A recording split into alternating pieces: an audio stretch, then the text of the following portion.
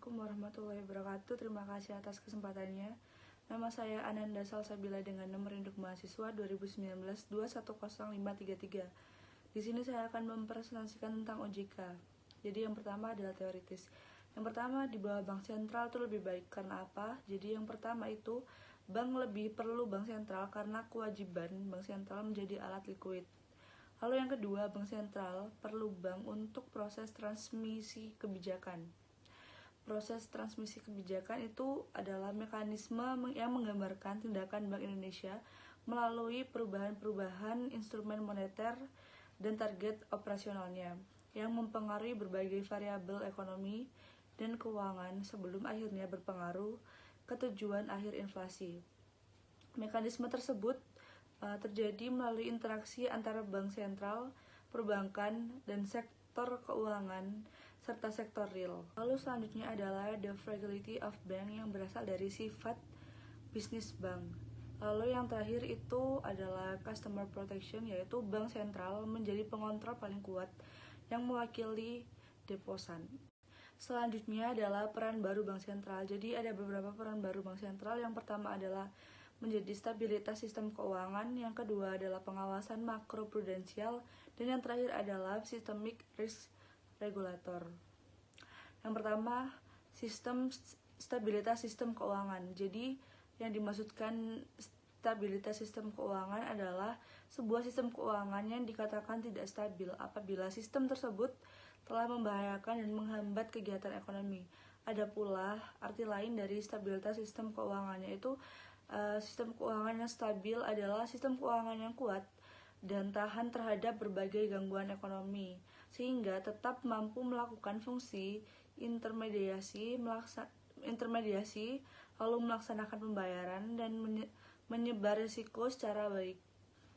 Selanjutnya adalah peran baru bank sentral. Jadi ada beberapa peran baru bank sentral. Yang pertama adalah menjadi stabilitas sistem keuangan, yang kedua adalah pengawasan makroprudensial, dan yang terakhir adalah systemic risk regulator. Yang pertama, stabilitas sistem keuangan. Jadi yang dimaksudkan stabilitas sistem keuangan adalah sebuah sistem keuangan yang dikatakan tidak stabil apabila sistem tersebut telah membahayakan dan menghambat kegiatan ekonomi. Ada pula arti lain dari stabilitas sistem keuangan, yaitu sistem keuangan yang stabil adalah sistem keuangan yang kuat dan tahan terhadap berbagai gangguan ekonomi, sehingga tetap mampu melakukan fungsi intermediasi, lalu melaksanakan pembayaran dan menyebar risiko secara baik.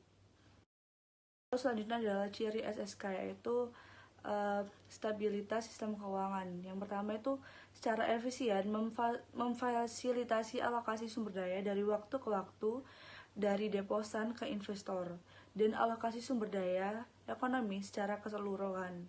Yang kedua adalah dapat menilai atau mengidentifikasi dan mengelola risiko-risiko keuangan.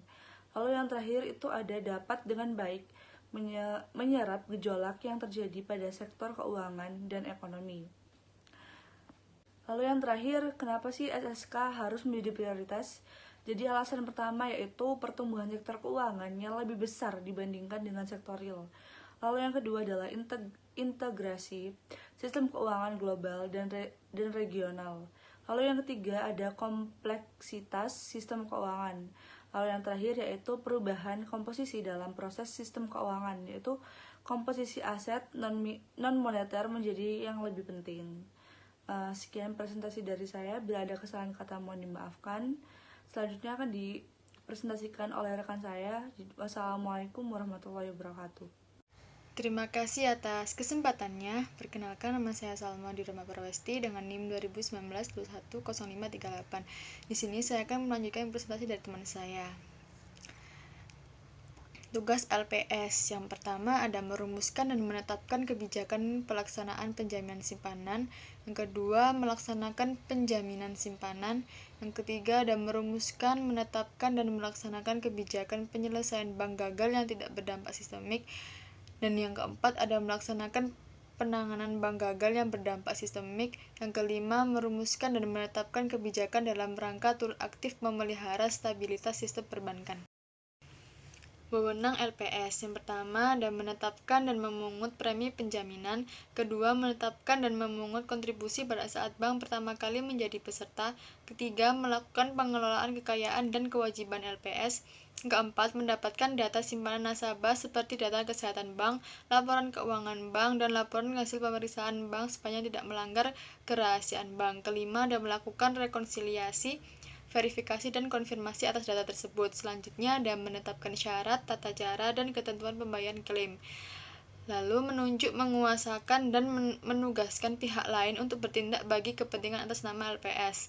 Ada juga melakukan penyuluhan kepada bank dan masyarakat tentang penjaminan simpanan. Yang terakhir, menjatuhkan sanksi administratif. Kepesertaan. Yang pertama, setiap bank yang melakukan kegiatan usaha di wilayah negara Indonesia wajib menjadi peserta skema penjaminan. Yang kedua, wajib menyerahkan dokumen salinan AD, akte pendirian, perizinan bank, kesehatan bank. Yang ketiga, surat pernyataan direksi, komisaris, dan pemegang saham bank. Selanjutnya ada membayar kontribusi kepesertaan sebesar 0,1% dari modal sendiri bank pada akhir tahun fiskal sebelumnya atau dari modal disetor bagi bank baru. Lalu ada membayar premi penjaminan. Lalu menyampaikan laporan berkala sesuai format yang ditentukan. Lalu ada memberikan data, informasi, dan dokumen yang dibutuhkan.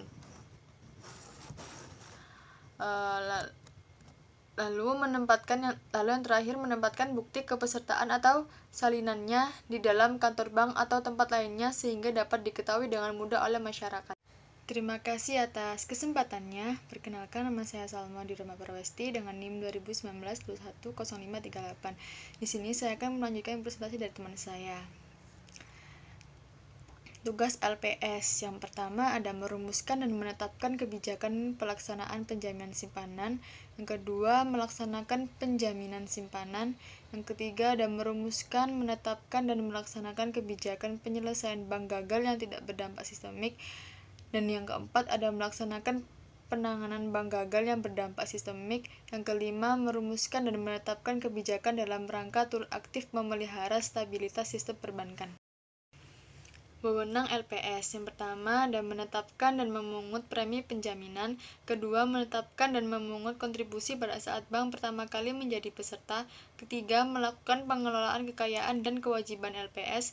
Keempat, mendapatkan data simpanan nasabah seperti data kesehatan bank, laporan keuangan bank, dan laporan hasil pemeriksaan bank sepanjang tidak melanggar kerahasiaan bank. Kelima, dan melakukan rekonsiliasi, verifikasi dan konfirmasi atas data tersebut. Selanjutnya ada menetapkan syarat, tata cara, dan ketentuan pembayaran klaim.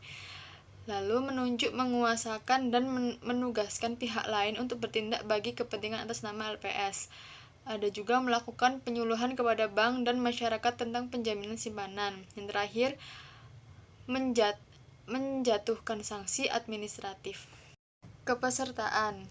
Yang pertama, setiap bank yang melakukan kegiatan usaha di wilayah negara Indonesia wajib menjadi peserta skema penjaminan. Yang kedua, wajib menyerahkan dokumen salinan AD, akte pendirian, perizinan bank, kesehatan bank. Yang ketiga, surat pernyataan direksi, komisaris, dan pemegang saham bank. Selanjutnya ada membayar kontribusi kepesertaan sebesar 0,1% dari modal sendiri bank pada akhir tahun fiskal sebelumnya atau dari modal disetor bagi bank baru.